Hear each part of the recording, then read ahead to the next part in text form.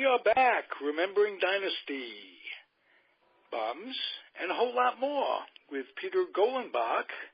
I'm Ralph Tyko. Hello, Mr. Golenbock. Ralphie, how you been? I can't complain. It's beautiful in California, and life is good. Very good. How'd you enjoy the Republican convention? I think it was like if you think you're the smartest man in the room, I wrote on a meme, you're probably at the Republican convention. There are some stupid people and scary and what have you. And I just wanted to tell you... Scary more than anything else. Absolutely scary as hell. Yes, it is scary to the point. The last person who thought he had all the answers, Saddam Hussein. These are the sort of people who have all the answers. Right, and he says, I'll do it. And yeah. No plan, nothing constructive. Not only that, I'll do it, but only I can do it. Right. That's scary. That's a megalomaniac. It is. And I wanted to address something. You know I'm not a big Hillary fan. But you're wrong. You're wrong. You're not a big Hillary fan, but you're wrong. I'm wrong because I'm not you're a just big wrong. Hillary fan. Yeah, but you're wrong. You will be. Are you wrong? You will listen to Hillary give her talks, and you will change your mind. Everything you would want her to do. She changed my mind on two things in the New York primary. She changed my mind when she was much more pro-Israel than was Bernie. That's A, and that affects me directly because but listen to me. Forget Bernie. It's not a comparison to Bernie. It's a comparison to Trump. You want somebody to help the middle class and the poor? You want him? Do you want her? Or do you want... No, it's not the lesser of two evils. That's not true at all. It's the much wonderful. lesser of two evils in your... But I see evil on both sides. Would you let me explain what I see that's evil about her? No, because once you start that, I'm going to start screaming at you. This is a bad idea. I think we should talk about sports. I wouldn't blame you. This is a ridiculous situation. What's that? Vasu Vaddiparty just checked in. Vasu joined the party? All right. Meet Peter Golenbock. How do you do? Mr. Golenbock, it's a pleasure to meet you. I've loved your work for a lot of years, so I'm very happy to contribute in 5 seconds on this podcast. I appreciate that. We're going to talk about anything with Bernie tonight. I introduced Alan Blumkin on the air. Alan Blumkin is another one of the podcasters on the Comfortably Zoned radio network. And after we're done talking just a tad of politics, just give me permission to compliment her vice presidential choice, who you were so high on, and I copied and either copied or shared your thoughts on my blog. I'm very happy with this guy. This guy's I am too. That speech that he made was absolutely sensational. I didn't know really this guy from Adam, and I sat there enthralled by what he had to say. He's personable. He looks like he cares, and I think. No, he doesn't look like he cares. He cares. He's cared his whole life. Yeah. Wow. And I'm very. And would you like to relay the story about your wife's nephew, or your wife? Well, sure. It is your wife's nephew. It is indeed. It is. Hunter was in the 8th grade in Richmond, and Tim Kaine, who was either mayor or governor, came to talk to the class, and basically he talked about how important it was to not to discriminate against blacks, not to discriminate against women, not to discriminate against gays. I mean, he was very, very empowering. And my nephew, who was proudly gay, never forgot him. Never forgot what he had to say that day. Nice. That's the beautiful part when one thinks there's nobody that is worth cheering on. Somebody comes out of the woodwork like that. And, absolutely. Absolutely. I am telling you, you mark my words, in 1 month you will be cheering these two people the way I am. I promise you. I will not let you, I personally will not let you down. Okay. Well, you haven't yet, and we've been doing this for a long time. And you're not likely to, because you're not the guy that lets people down. You're not the kind of guy that lets people down. He seems to have your integrity, and he seems to have good intentions. I was first concerned that he was anti-choice. Absolutely not. He's got a very, very high rating from Planned Parenthood. Very, very high rating from Planned Parenthood. Then that there's nothing about this guy that I, being more liberal than you are, would object to. Pardon me? I'm more progressive than you are. You may think oh no, of you're yourself not. As no, you're not. You may think of yourself as a liberal, but definitely I used to belong to the SDS. How about you? Hillary, I belong to the SDS. About Hillary, say good things about her that don't involve Trump's faults. Just tell the audience. What is your question? My question is, I want you to say why you think she should be president without. She should be president. There are a lot without mentioning That's fine. Trump's Donald faults. Trump. I can do that very easily. She stands for all of those things. She stands for all of those things that I believe in. All of those things. Now, there are other things that you can argue about, some of them being trade. Now, the problem with trade is that globalization is going to happen whether you like it or not. Globalization is going to happen, and we may lose jobs, but we may also gain jobs. Whether you complain about it or whether you're for the TPP or whether you were for NAFTA, change is going to happen because the world has changed. Everybody's got an iPhone now. Everybody's got an iPad. People are now playing Pokemon Go. You and I aren't, but everybody else in the whole damn world is playing Pokemon Go. The world is changing. I'm not playing that. I see that all over here. Well, but you will. Next week you'll be playing Pokemon. No, I will not. Because I teach at USF, and I had a couple of my students explain the game to me, and it's actually very exciting. It's a very exciting game once you get into it. It's only because they're Believe it or not.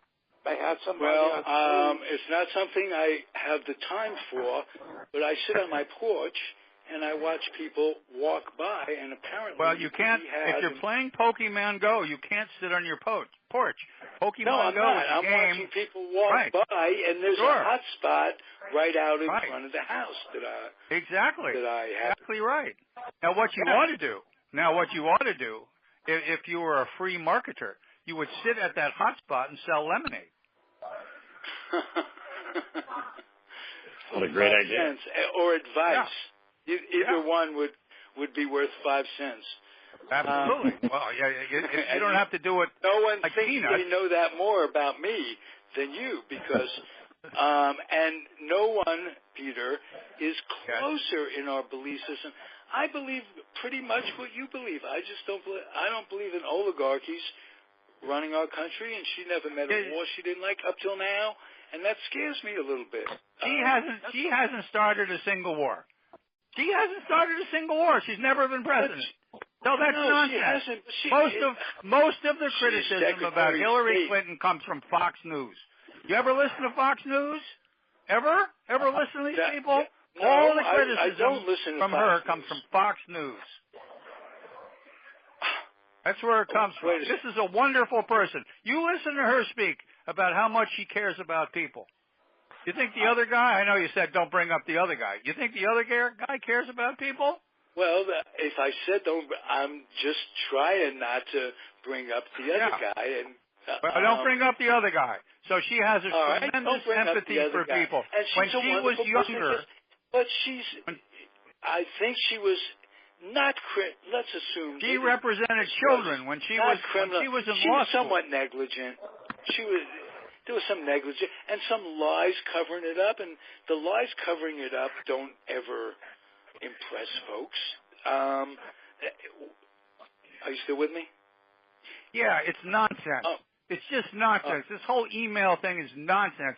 It's as stupid as Benghazi. You listen to that crap Fox News. It's just the Watergate break-in until you get to the cover-up, and that's got to count for something. Cut it out. The whole it's just nonsense. Tell me one thing where her emails have compromised our country. Oh, how it's hurt us with the Germans. You know something? What's really ironic? What's really ironic is that we had this WikiLeaks coming out of Russia, where the Russians intercepted our emails, and it's the Russians who talked about how Hillary and who Wasserman Schultz kept Bernie from winning.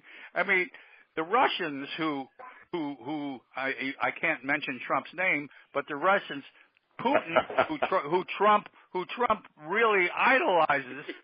Somehow you could argue that this WikiLeaks nonsense. You're good at the ground rules, Peter. WikiLeaks nonsense is meant to undermine Hillary for the benefit of the guy we're not supposed to talk about. I really wish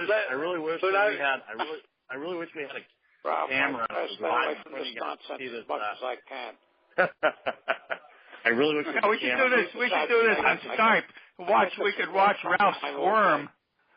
Watching Ralph squirm would be a lot of fun. To be honest with you, the two fundamental things that I disliked about Bernie, I won't miss when Hillary is president. He was soft on gun control, obviously, and he had to be soft on gun control. He was from friggin' Vermont. You got to be soft on gun control. You're from Vermont.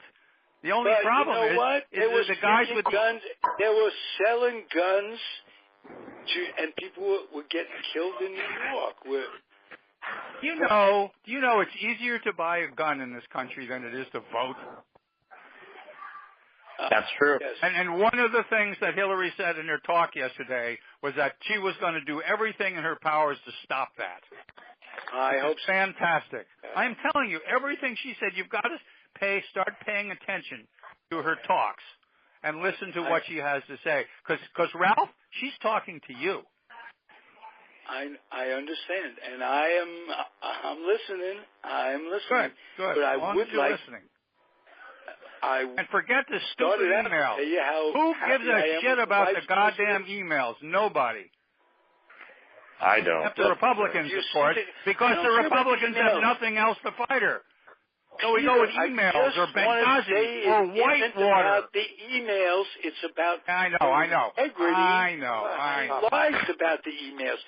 She blatantly lied about the cover-up. That's all. Ralph. That says, the emails. Ralph, you're running your guests off. Who's going to? Your guests are bailing. I listened to this all day. I don't need to get the call. Your guests are bailing on you, Ralph. You ought to change the subject. They've bailed before. They'll be back because they're going to get asked.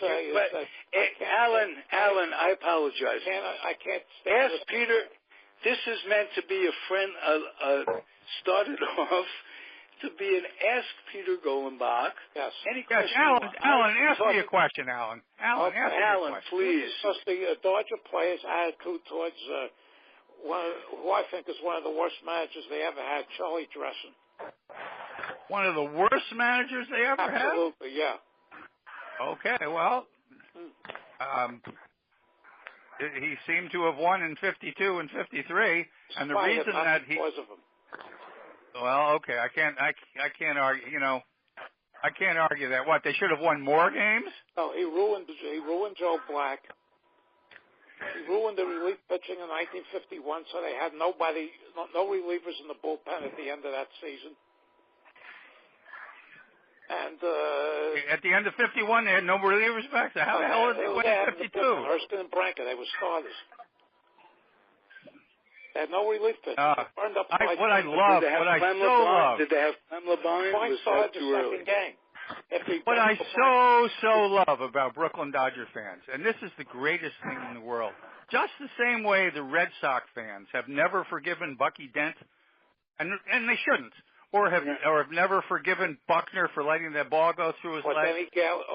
The great Brooklyn Dodger fans.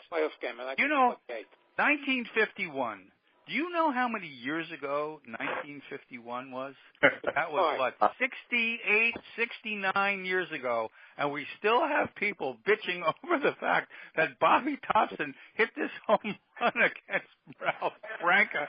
It's just, that's what I love about it. And may have known about That's what makes it so what fabulous. pitch was coming.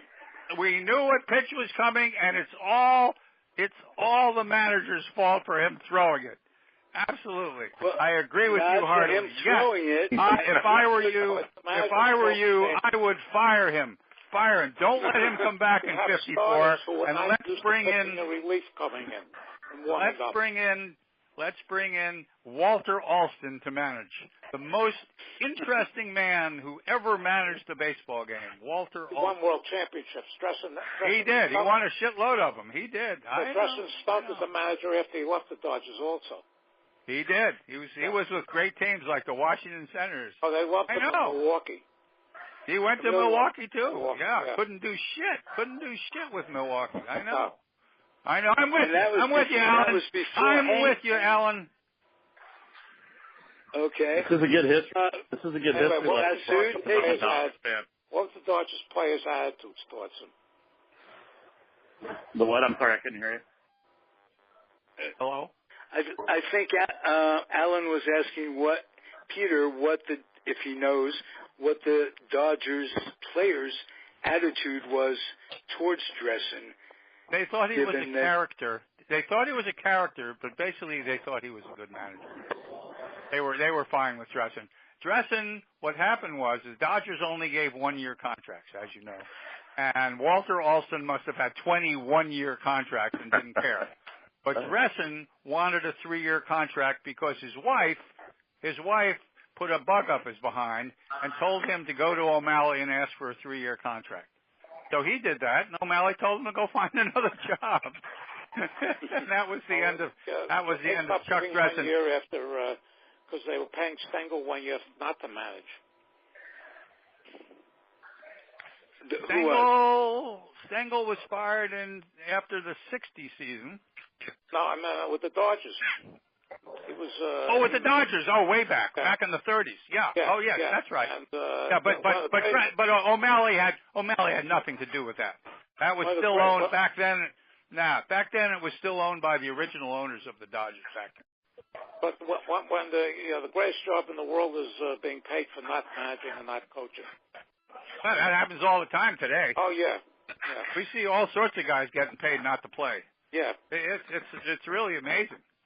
Amazing like that. Some of these teams that pay these long-term contracts let these guys go and pay them millions and millions of dollars for not playing for years. Yeah. But the interesting thing about baseball today is that it has now become awash in money. We have the Tampa Bay Rays down here in Tampa, St. Petersburg. And in another year, they're going to be redoing their radio and television contracts. And from what I understand, they're going to be making something like $1 billion from their radio and television contracts. They're not going to be any of these small market poor teams anymore. Everybody's going to be rich as hell.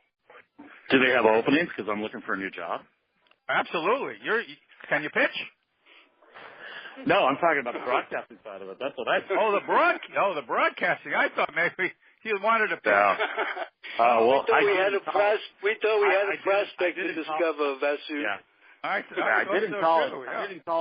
I did in college 25 years ago, but those days. Well, in the NBA, they're paying players $10 million who can't walk up and down the court. No.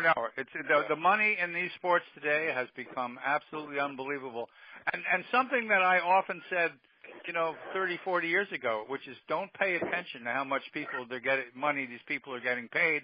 It's none of our business, actually. And I totally agree. Care. I totally agree. Yeah. So whether it takes $1 or $1 million or $10 million, personally, I don't care one way or the other. I really don't. Well, somebody signed a contract, give them the money, they deserve it. That's how you got exactly. If the players supply and demand, right? The only interesting thing about it is that, from what I understand, that there are certain players who really hustle all out during that last year before signing the new contract. And then if they sign a 5-year contract, they can coast for 3 or 4 years until it's time to sign the new contract. I understand some of that goes on. I'm watching Angel Absolutely. Pagan. I'm watching Angel Absolutely. Pagan this year. Have a great year in his contract year. I do not yeah, like Angel Pagan. In the contract year, if you play rotisserie baseball, you get a guy who's in his contract year, and either you will do very well with this guy, or in August he's going to get traded to the opposite league, and you can go and sit Shiva, one or the other. Boy, this is bringing up so many questions. Now I've got like 3 or 4 questions I want to ask you at a time, but I don't want to interrupt everybody because I'm enjoying. Go ahead, interrupt. Vasu, take over a little bit. Interrupt all you want. Just don't ask me about Bernie. Okay. Don't ask me about Hillary. And I will not do that either. I promise. And if Bernie contests the convention and wins, you'd vote for Bernie.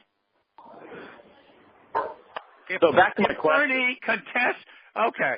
So Bernie should be like Ted Cruz. Bernie's going to be like Ted Cruz. Come on. No, he ain't going to do that. I don't want to hear this crap. She's going to run. Democrats. She's the. I like her more as time goes on. I like her. Ralphie, you're pissing Alan off again. Understand, you're really pissing Alan off. Please don't be All I Alan. want to say is one thing. I can't stand the sight of Trump. I can't stand hearing him. I think the guy is scary and dangerous. I'll leave it at scary that, and dangerous. okay? And we have to do everything that we possibly can to defeat him. Friends of mine all day. I don't need this here. Exactly. Right. So what were the questions you wanted to ask? Vasu, what did you want to ask? Yeah, well, the first one I had was based on the fact of all the stuff I've read about you writing about the Yankees and your lifelong Yankee fandom. Because I watched the Yankees this whole weekend with the Giants, and everybody was saying that if they won this weekend over the best team in baseball currently to date, that do you think it's fool's gold that they're buyers, or do you think that they should be sellers? Because I think they're not very good, and I think they should be sellers. Well, the Yankees stink. Okay. They're old. They've been old. They're doing right now what Steinbrenner used to do, which is put guys like Teixeira out there. Their center fielder's 38 years old. I mean, once August rolls around, these guys are done. And their farm system doesn't seem to be doing what it ought to be doing. If I were the owner of the Yankees, I would go out and get myself a general manager who's much more with it than the guy they got. Do you think there's a lot of infighting between Cashman and the Steinbrenners? Because it's huge. And there are also a couple guys who are involved in the Yankee organization who are shit stirrers. These are guys who really don't. No, but not like that. These two guys, Trost is one of them, and Levine is the other. These two guys really want to run the Yankees. They want the Steinbrenner brothers to go away because they think they know more than the Steinbrenner brothers do. And so between the two of them, they're driving Brian Cashman crazy. Right. So I don't know what's going to happen. Yeah. If you were the Cubs, as long as you have that infighting. No, I agree with that. I totally agree with that. If you were the Cubs, would you trade Schwarber for Aroldis Chapman on your one chance to win a World Series? Because I love Kyle Schwarber, and I think he's going to be a great player. And if the Yankees got him, he'd hit 40 home runs in that ballpark. But the chance of the Cubs keeping Chapman. Do you remember the trade of Frank Robinson? Frank Robinson for who was the left-handed pitcher they traded? It was Cincinnati. It was Baltimore. Milt Pappas. Milt Pappas. Milt Pappas. I wasn't Milt born. Pappas. I know the name. Okay, before you were born, Milt Pappas for Frank Robinson. Okay, right. This was the trade they made to get this Milt Pappas. So Milt Pappas went and had himself one really good year, and Frank Robinson had 15 Hall of Fame years. So which one would you rather have? Absolutely. That's why I would not want to. That's my answer. That's my answer to your question. Yeah, I was born. I think it's ridiculous. You got somebody who's that talented to trade for your closer? Well, go to a crappy team, the way the Red Sox did, and buy a closer. But do you think the fans are putting pressure on them to win and go after Chapman no matter what in Chicago? No, because they've never seen World Championship. History is putting it on them, not the fans. History. But the fans of the history with their parents and grandparents. Well, okay, you could say heard that. About it. This Cubs team who has not been in the World Series since 1945, who has not won a World Series since 1918. Right. Talk about pressure. There's tremendous. 1908. Nobody's alive since the last time they won a World Series. Not that you know of, anyway. Not that you know of. Hey, well, the Cubs have a former manager from Tampa, and they do. You can speak highly of him, can't you? I do. I love Joe Madden. I love Joe Madden. Joe Madden was wonderful. And I thought the biggest mistake that the Rays did, I think the biggest mistake probably was letting Andrew Friedman go. Friedman made a lot of wonderful trades for the Rays, and the Dodgers offered him 5 years, $5 million per year, where he was earning $1 million per year in Tampa Bay. So he went to the Dodgers. And so far, the fellow who's been making the trades the last 2 years, Matt Silverman, has only made bad ones. So that's a mistake. And we have a rookie manager who very often, it seems to us, doesn't know what the hell he's doing. He makes pitching changes that make absolutely no sense. It's as though he's rolling the dice to decide what to do. Where Madden and Ben Zobrist are leading the Cubs to National League championship. You mean their first World Championship in 100 years? Well, you got to start with the National League championship before you go on to the World Series. No. So I grew up in Chicago, but I left when I was like 4 years old. I lived in L.A. as a kid. I grew up as a Dodgers fan on Vin Scully and the transistor radio, probably like you guys did, listening to baseball on the radio as you guys did. Absolutely. I would go to sleep every night to the transistor radio without it. And I love the fact that the Dodgers, they do the things the way that they do. So I wanted to ask you because I know I read some of your Brooklyn stuff, and so in this day, and I know you're talking about something. I want you to understand something. The Brooklyn Dodgers left in 1957. No, I know that. But you know how many years ago that was? I know, before I was born again. So here's my question. And since you guys were talking politics earlier, in terms of like the race relations and everything that's going bad in the country within our own country, how would, if Jackie Robinson was around today, in your educated estimation, how would Jackie Robinson have changed the views of people in this country? Would he have brought them closer together, or would it have been more? You've got to understand something. You've got to understand something. It's hard to know that. When Jackie Robinson left baseball, he was traded. He was traded after the 57 season. He was traded to the hated New York Giants. Totally. He was traded, and rather than go over there, he quit. And come 1956 and 60, he was a fan of Richard Nixon. He was a Republican. Right. So it's very. I mean, I guarantee you, he would not be voting for the guy whose name Ralph won't let me mention. But do you think he'd have? But because of his name, do you think he'd be able to put his name out there like Martin Luther King and everybody in this day and age to help race relations, like the players? He actually did. He did that quite a bit. He did do that. He fought for race relations in a big way before the country was even ready for it. They gave him a ceremony at some point in the 70s because he died at a young age in 1972. And he basically went on the baseball field. I was there. He went on at the World Series there.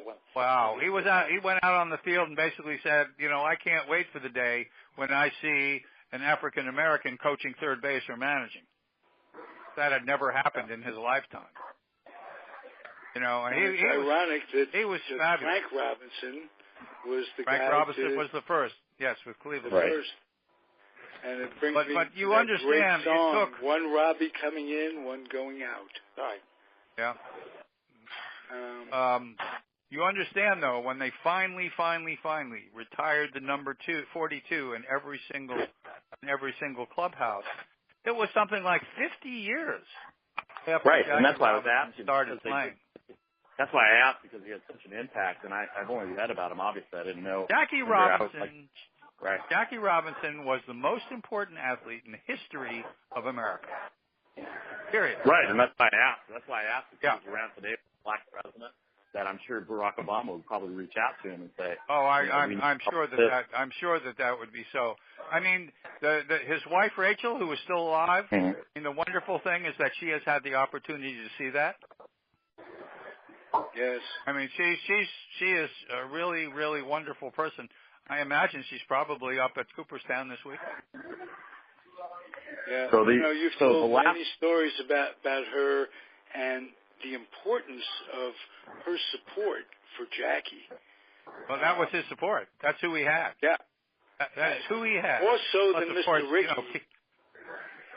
Well, and Ricky. He had a tremendous amount of support from Ricky and Pee Wee Reese and also Ralph Branca, and there were other players as well who supported Jackie. But Jackie was a loner. Jackie was not about to say thank you very much for being my friend. That was not the sort of guy he was.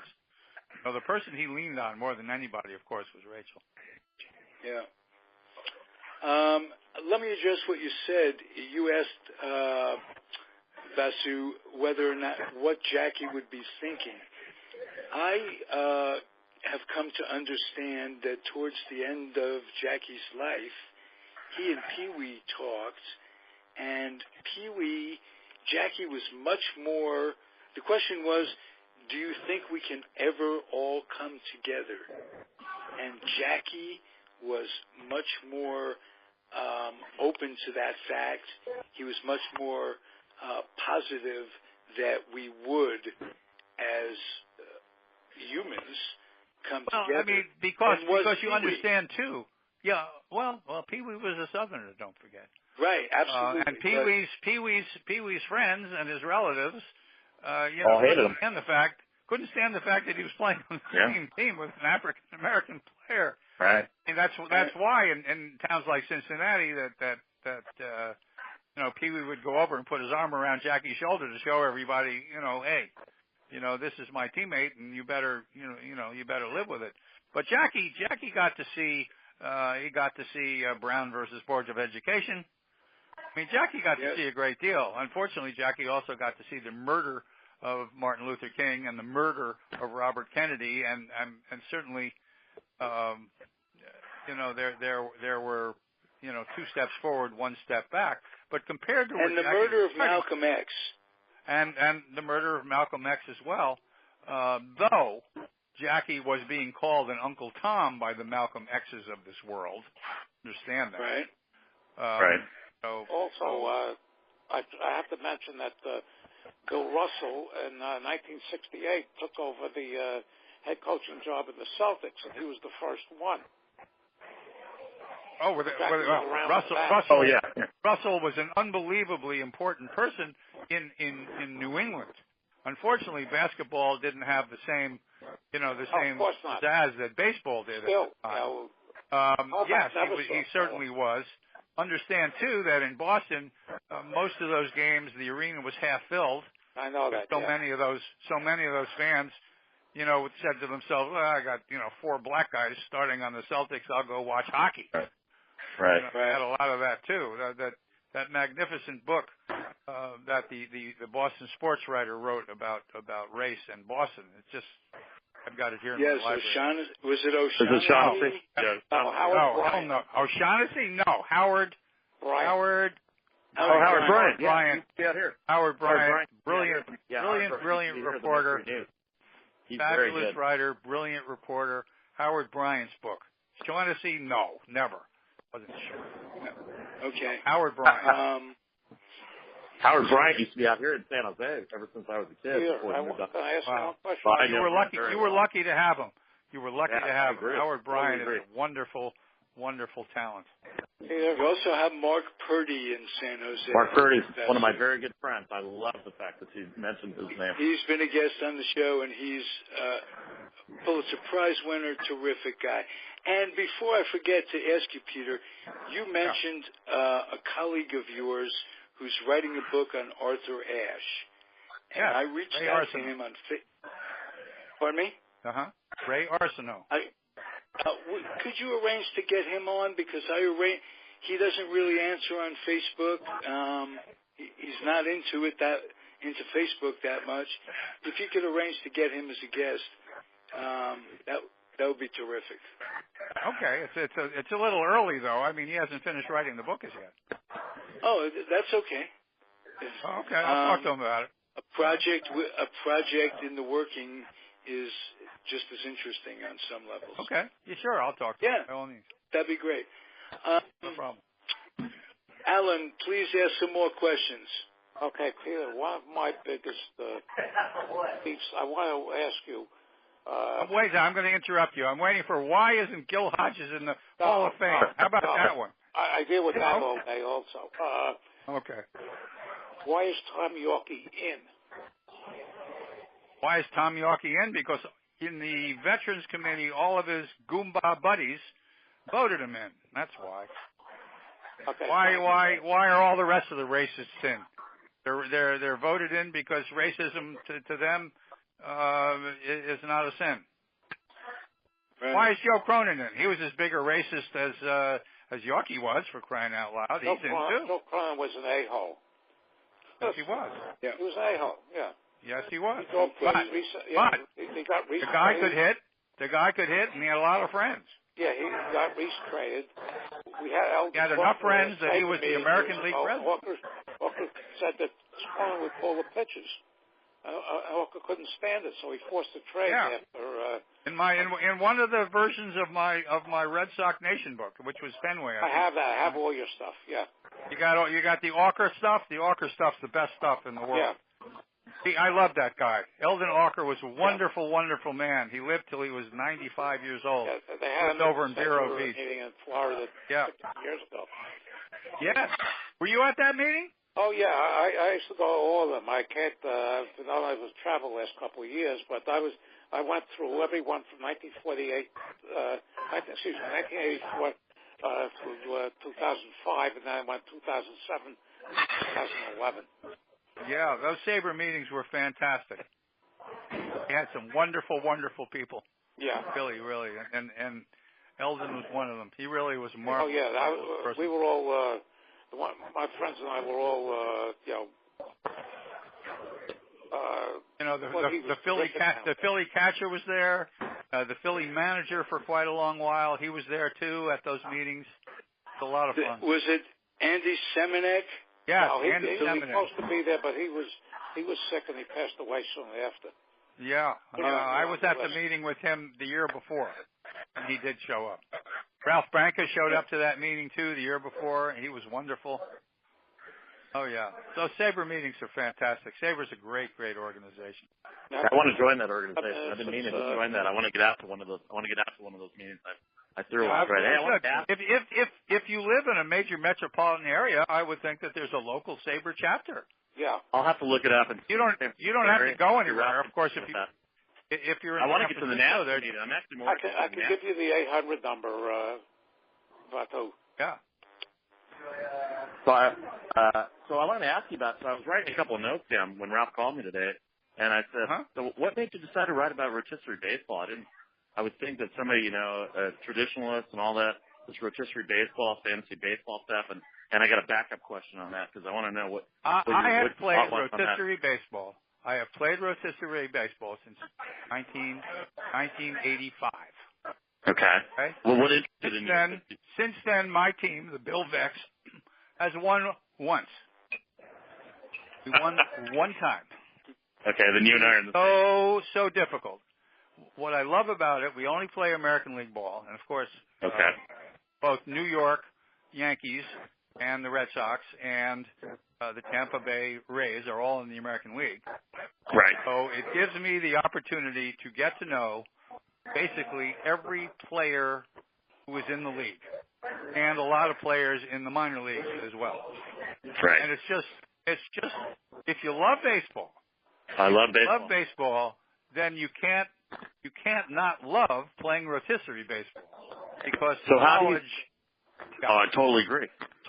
So how does that relate to, what do you think now, again, in this day, and I'm trying to bring it up to, present time, what do you think about all, in terms of rotisserie baseball and fantasy baseball, and of course you think fantasy football, which has become big, the DraftKings. Oh, there's fantasy soccer, fantasy stock car racing, fantasy hockey, I mean, it's everything. Well, what's your opinion on the DraftKings and FanDuel stuff and all the legislation that's going on? That's not rotisserie baseball. That's just gambling. That's just sheer gambling.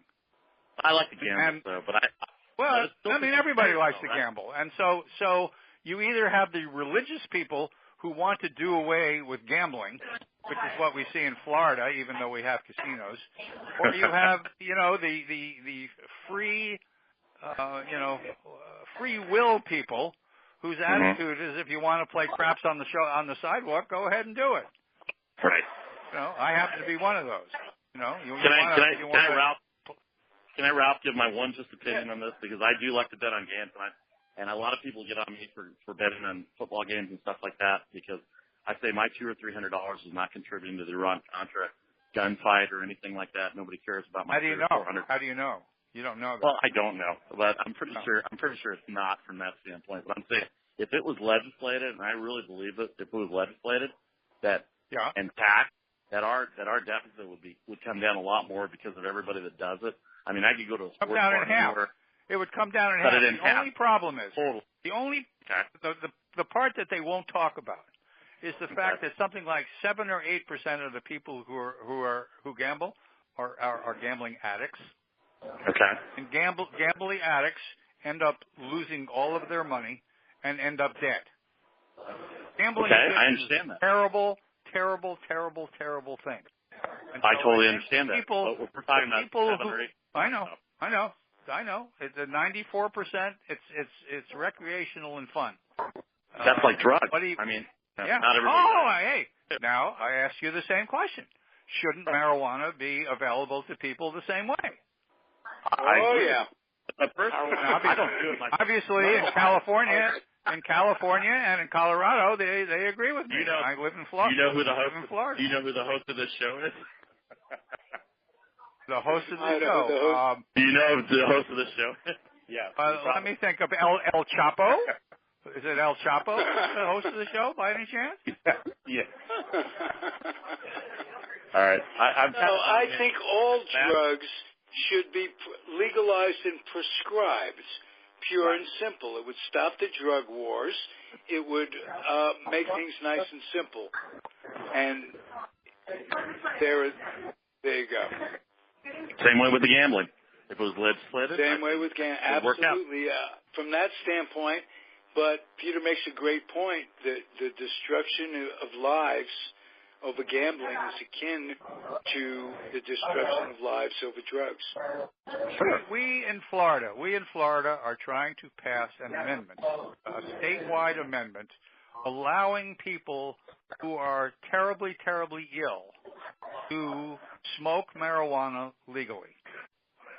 I mean, anybody in their right mind would say, yes, we want to relieve these people of their pain, let them smoke marijuana.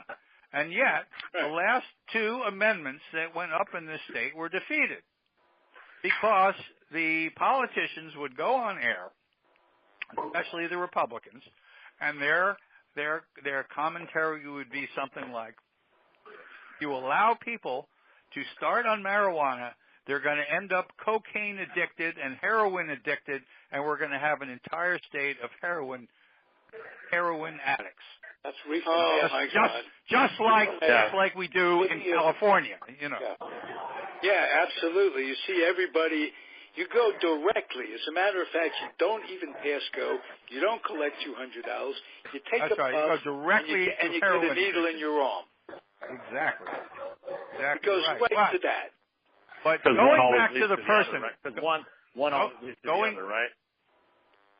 Right. Going back to the person whose name we are not allowed to mention, which is that the scare tactics of the Republicans with respect to drugs is, on the same level as the scare tactics with respect to crime, with respect to the cops, with respect to the ISIS, and in other words, be afraid, be very afraid. Okay, we talk progression and progressive liberals. Hillary isn't really for the passage of the legalization of marijuana because she gets a lot of money from the alcohol, the timber companies, the cotton companies, Ralph, I don't give a shit. I don't care. Marijuana, you got one person to vote for. You got one person to vote for it, and you better friggin' vote for her. That's all I got to say. I don't care. I'm sold. I'm going to vote for her, but I don't think it's a step up necessarily. Well, you ought to vote for her. You ought to vote for her, and I'll tell you what. No, it's you ought to vote for her and keep. Obviously, a step up over Trump, but it's not a step up. What we're going to have to go through for the next 8 years for those of us who think the system is broken. is all. Ralphie, I have voted for imperfect candidates my entire friggin' life. You think I wanted to vote for Al Gore with his lock box? Do you think that I wanted to vote for the little guy in the tank, though he would have made a perfectly wonderful president? I wanted to vote for Howard Dean, but the guy made a mistake of going, and that automatically disqualified him from being president. None of these people are perfect, Ralphie. They're not perfect. Vote for this person. I know, but and be some are quiet more about her imperfect than others. defects. Some are more imperfect than others, is all. I don't want to hear about it. I don't want to hear about it. You understand? Well, I don't want to hear about it. We'll talk talk to Alan. About it. You tell Alan. Tell Alan. I don't want to hear about it. All right. Alan, ask Mr. Golenbock a question, if you would. Okay. I got one if Alan's. Yeah. What were the one of the things when I was 10 years old, and the Yankees now say it's so Vic Rashy to the Cardinals, and I was up all night crying. Yeah, you should have been. The players, the teammates' reaction? They were pissed. The players were pissed and that did they hate hated George Vic Weiss? Rashy. Did they hate George Weiss. Right. But see, Vic Rashy was a very tough cookie. I got to meet Vic Rashy when I was doing Dynasty. What an interesting guy he was. And he was tough as nails. And he had hurt himself, and Weiss wanted to cut his salary, and Rashy didn't want to have any part of it. And they were fighting, and they traded him away. It was Rashy, Reynolds, and Lopat for all those years, and they traded him away. But George Weiss, was he say what you want about George Weiss, was one of the great general managers in the history of the game, and the Yankees really didn't suffer. I mean, in 1954, they won 104 games, even though they didn't win the pennant. And Bob Grimm won 20. Bob Grimm won 20. They had guys coming up like Grimm and Cooks. I was at the baseball writers dinner, and Mantle was there. This goes back a lot of years, obviously. Mickey Mantle said that George Weiss was the meanest, and used a 12-letter expletive, which I won't repeat, that ever lived. Oh, you can repeat it. Mickey would have loved you to repeat it. Yeah, No, you don't have to repeat that one. You can if you want, but Mickey don't hated the fact. Mickey hated the fact that Weiss got rid of Billy. He hated the fact that Weiss got rid of Billy. He just hated that. You know, Mickey would have a fabulous season, and George Weiss would cut his salary. Yeah, I know. You know, like it, Mickey, sit out. And Mickey just was a sweetheart of a guy, and he wasn't as tough as some of the others, a guy like Rashy, and he would take the cut in salary and swallow it. I think Rashy was a union guy, too. He was very active in That's in why the the players' union was formed, because of Weiss and other people like it. But the impression I got of George Weiss is that he would have been a great commander of a Nazi death camp. He would have been a great commander of anything. I mean, he was a guy who dotted every I and crossed every T.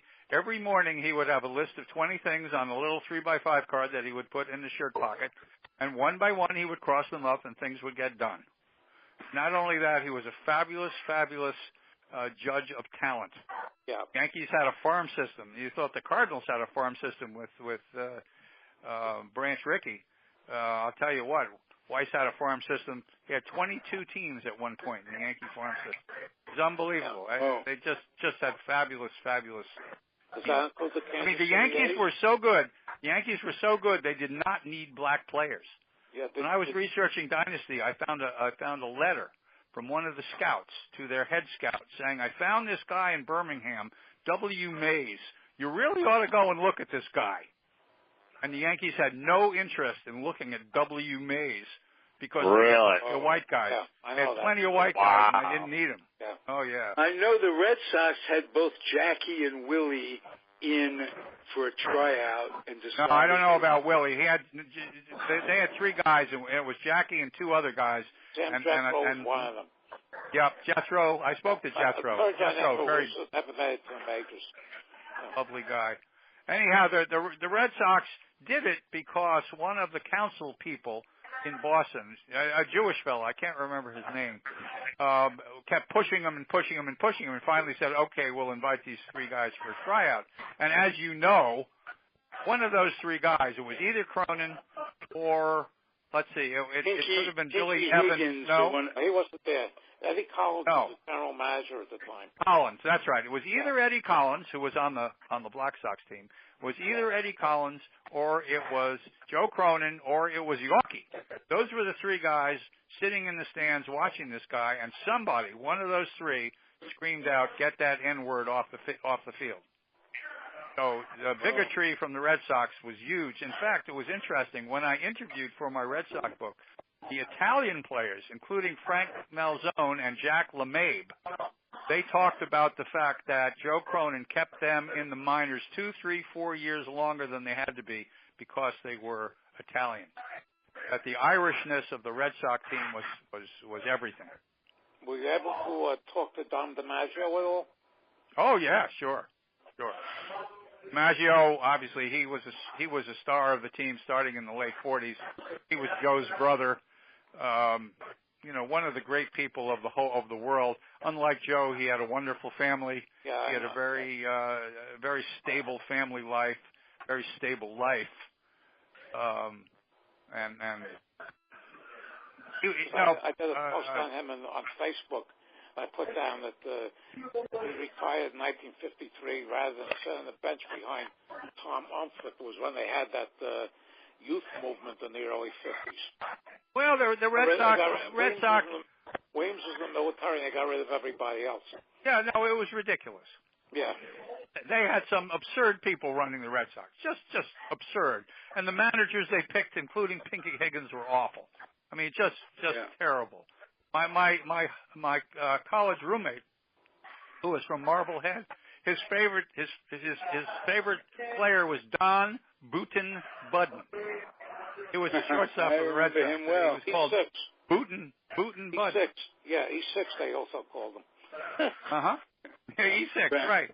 Very good. I think he was a giant infielder for terrible. a while as well. Oh, that might have been Eddie Brissou. Never mind. Oh, that was Brissou. Eddie Brissou was the only player outside of Willie Mays to play for both the New York Giants and the New York Mets. Very good. Yeah, I interviewed Brissou for my Red Sox. Yeah, he went to Japan as well. He was a very interesting guy. Yeah, I was a very interesting Sabre conference in 1998 out there. Uh-huh. He was very surprised. Yeah. How the Giants doing these days? How the boys? Oh, not very well. Not very well. But the Mets won today. Every day. They lost. Tell me about them. Tell me about this week. Don't the Giants win every even year? Yes. No, please, Mr. Golenbock, please do not say that. I'm so sick of hearing that out here living in the Bay Area. I've been in the Bay Area. Well, I'm fully expecting that this year the Giants will win again. I mean, you've got our catcher. I will. You have the Tampa Bay Rays catcher. You know. I know that. Well, then let's expect the Mets to win because you know the story, Ralph. Ralph, you know the story? You know the story? No, I don't. We took a player by the name of Tim Beckham over Buster Posey. That's absolutely correct. Oh. That is absolutely wow. And Beckham's having a nice. I mean, he's in the big league. Oh, shut up. Guy sucks. Hey, so I wanted to. So no, I know because I grew up as a Dodgers fan, but thank God, I work for the Giants on the Comcast channel here, so at least check better. And when they don't play the Dodgers, then I can root for the Giants. So, but the other 19 times I tell Barry Bear, I go, pay me. Well, then, Vasu, maybe you can tell us if the Dodgers are going to trade Puig or not. Well, he's been on the block. I've heard through a couple of friends of mine down in L.A., Mark Saxon with ESPN.com used to be up here in the Bay Area, and so I talk to him periodically because I want to get my Dodger pick. And he's still having problems with his teammates, even though I thought that they got over it from last year, but he's still having a couple of problems with his teammates. But now some of the other guys with Trace Thompson and Josh Peterson finally not striking out as much, and they can put those two guys in the outfield. But I think just like the Yankees, just like Mr. Golenbock was talking about earlier, with Fool's Gold, without Kershaw, I'm just not sure that they're going to be a team to contend. If the Giants play like this for the first 7 games out of have the All-Star break, then yeah, maybe the Dodgers will end up getting lucky and in the division. They're one game up wild card coming into today, and they're playing right now. The Dodgers could end up with Chris Archer for 2 or 3, youthful players who will never make the Rays. I mean, that certainly could happen. But I think the Rays, and I didn't realize you lived down in Florida now, because I have a place in St. Petersburg. I have lived in Florida. I have lived here since 1990. I bought my place here in 2000. Longer here in St. Petersburg, in this house, right here, any other place I have ever lived in my entire I actually love that area, but I couldn't keep finding jobs out there. That's why I had to come back to California, and it was too far away from my family, so I kept my place and rented it out. But I love the area, and I'm 2 miles away from the Gulf, and it's a. Now, don't tell anybody, because you live in San Francisco, but St. Petersburg, Florida is the most beautiful town in America. I live in Palo Alto. And I live close to San Francisco. It's not the most beautiful. San Francisco is still. San Francisco's very nice. Looking at San Francisco is the beautiful views. From within San Francisco, you don't get an appreciation of the beauty of San Francisco, but looking at it, St. Petersburg is beautiful from within. Yeah. And I love that. Am I right about that, Peter? Boys, I have to tell you, there's a new show. Wendy, what's the name of the show? Anyhow, there's a new show where this young Pakistani boy is accused of violently murdering this girl in the streets of, I think, New York. And it's just absolutely a stunning show, and it starts at 9 o'clock here, and it's 1 minute to 9, so I got to run. All right, so we're going to wrap it up. That's cool. Alan, I apologize for talking politics. But, you ought to. You should. You absolutely should. Anyhow, Alan, see you next week. Take care. Take care. Well, let me see who brought up politics in the first place. But that's another story. Yeah. Thank you, guys. Actually, it was an honor to be on with you guys today. I really enjoyed it a lot. Thank you. Did you enjoy Peter, too? Yes, I did. I loved it. Thank you. I did. Okay. Thank you, Ralphie. Thank you, Alan. You're welcome, Peter. Talk to you later. Okay. See ya. Bye, guys. Thank you very, very much. Talk to you soon. Everybody out there, keep on keeping on. We give you what we give you because we loves ya. Adios.